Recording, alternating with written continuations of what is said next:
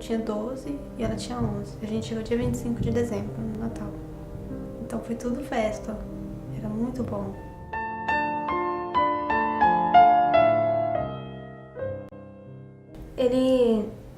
Meu padrasto começou a mexer comigo com 13 anos? 14. Com 14 anos, ele começou a colocar câmeras no quarto. E quando eu ia dormir, a gente tinha um guarda-roupa, né? Dividindo o quarto, porque a gente brigava muito. Então a gente colocou um guarda-roupa pra dividir o quarto, porque eu queria um quarto só pra mim.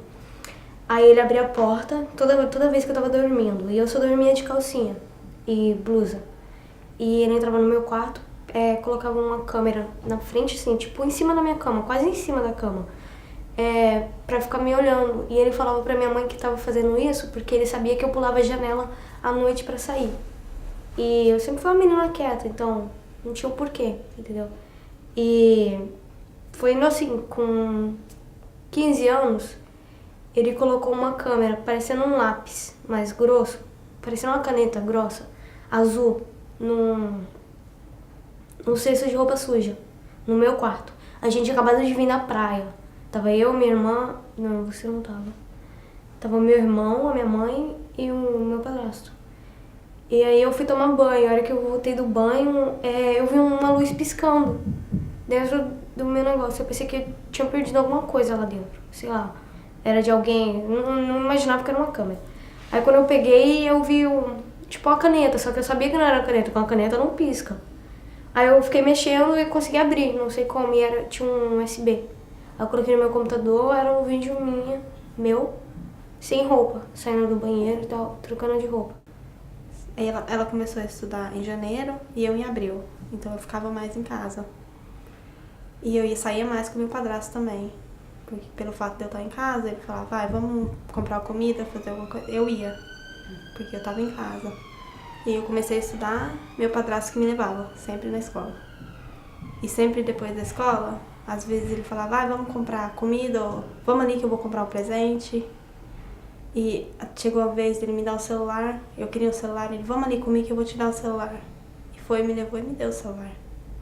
E até então tava tudo bem. Só porque eu sempre ganhava mais do que ela. Ela era brigando e comigo era me tratando bem, mesmo se eu estivesse errada. Se eu fizesse uma coisa, minha mãe sabia que eu estava errada, mas eu não levava a culpa, ela levava mesmo sem ela fazer nada. Aí foi até então que a gente foi no Burger King, um dia à noite, e ele tentou mexer comigo lá. Ele pôs a mão na minha perna e eu empurrei e saí do carro e a gente voltou pra casa. Aí depois disso, acho que foi 2 meses depois, aí aconteceu dele vir dentro do meu quarto, tampar minha boca, me segurar meus braços. Minha mãe, minha irmã e meu irmão estavam na sala dormindo, e ele chegou, só segurou meus braços, minha boca, e não teve como eu gritar, não teve como fazer barulho, não teve como fazer nada.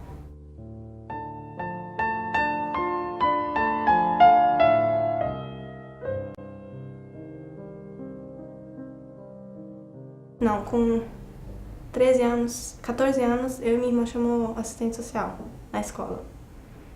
A gente foi pra foster house e ficou 1 semana lá. Mas eles ficavam ligando, meu padrasto, minha mãe ligava e meu padrasto ficava falando, se vocês não retirar a queixa, se vocês não falar que é tudo mentira, vocês nunca mais vão ver sua mãe. Porque vocês vão ficar na foster house pra sempre e vocês vão pra adoção. Você nunca mais vai ver seu irmãozinho. E a gente foi e retirou a queixa pra voltar pra casa. E a polícia falou que ele tinha que ficar fora de casa enquanto eles investigavam. Ele ficou 1 mês. Depois de 1 mês ele voltou pra casa de novo. Aí continuou, tudo de novo. Ele fazia minha mãe usar muita droga também. Então, minha mãe era muito vulnerável nas mãos dele. E quando isso tudo aconteceu, ele fazia ela usar muita droga. A gente estava aqui, sentada.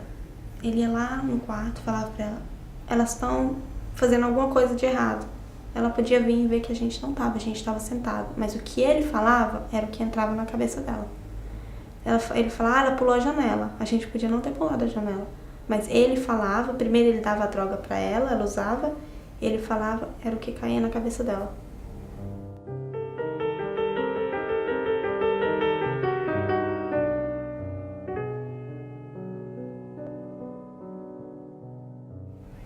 A minha mãe não é estudada nem nada, ela estudou muito pouco.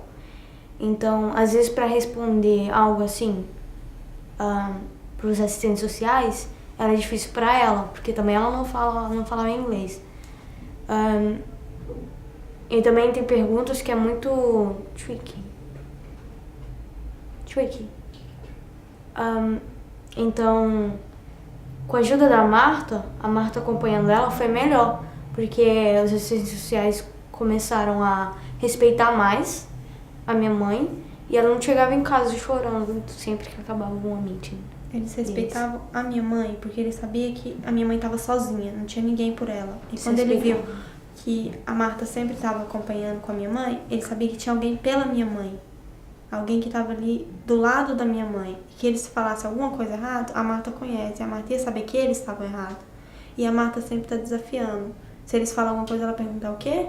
E sempre ela tenta saber o que está acontecendo de fato. Não tem como eles explicar uma coisa e deixar inexplicável lá para minha mãe sem minha mãe entender nada. Eles têm que explicar até a Marta entender que é o certo, né? E eles não podem fazer errado como ele fazia antes. No Brasil eu sei que vai ser do mesmo jeito. Eu vou estar sempre com medo dele vir atrás de mim, me matar ou matar minha família. Só que no Brasil eu posso mudar de endereço, posso viver onde ele não vai saber, que vai ser mais difícil. Agora aqui não, aqui é fácil dele me achar. Você pode ter pessoas perto de você, né, que pode te ajudar, te proteger. Mas eu vou viver pro resto da minha vida com esse medo.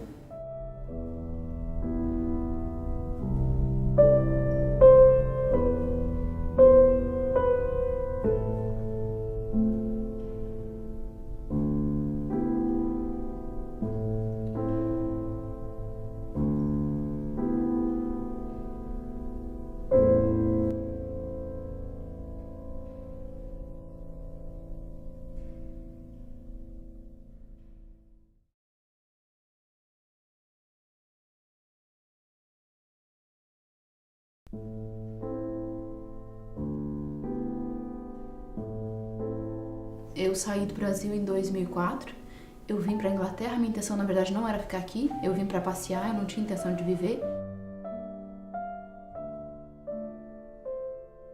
Hoje em dia, né, a minha história também é testemunho para outras pessoas.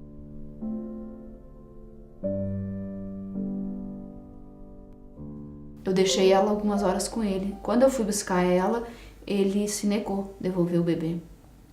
Aí, quando ele se negou, eu fiquei desesperada. Fiquei desesperada do lado de fora da porta, batia, tentando arrebentar a porta para pegar a minha criança. Foi quando ele chamou a polícia, falou que eu estava depressiva e que eu havia prometido de matar a criança.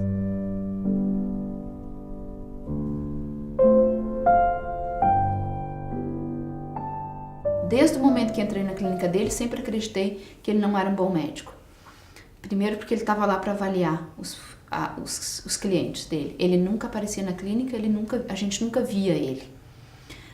A gente era avaliada por pessoas que hoje em dia eu descobri que não tinham qualificação nenhuma para avaliação psiquiatra ou psicológica.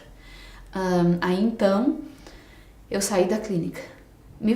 Apesar de ele ter mudado a opinião dele, eu não havia necessidade de eu ficar lá. Eles forçaram eu a ficar lá 4 semanas, sabendo que no final das 4 semanas, eu teria uma audiência na justiça e de lá eu sairia sem a minha filha. Para mim, hoje em dia eu ainda não sei avaliar se foi bom mais 4 semanas com a minha filha ou se foi ruim, porque todo dia era um dia a menos. Eu contava os dias e as horas. Então, o último dia, a última noite com ela foi horrível, porque eu sabia que eu ia na justiça e que eu não teria o poder suficiente contra a palavra de um médico reconhecido como esse médico. Aí foi o que aconteceu. Eu fui para Magistrate Court e os magistrates, mais o sistema social, apoiaram a decisão do médico e eu saí de lá sem a minha filha.